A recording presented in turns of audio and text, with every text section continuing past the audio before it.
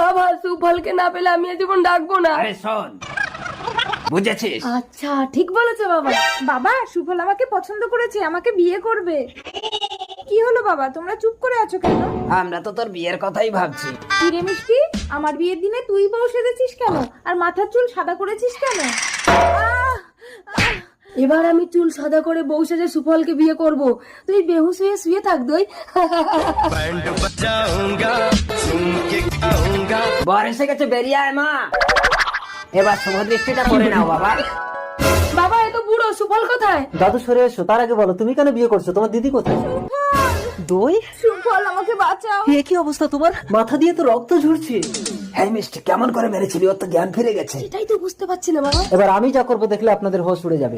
মালাটা দাও, আজ থেকে তুমি আমার স্ত্রী। সুফল হ্যাঁ দই।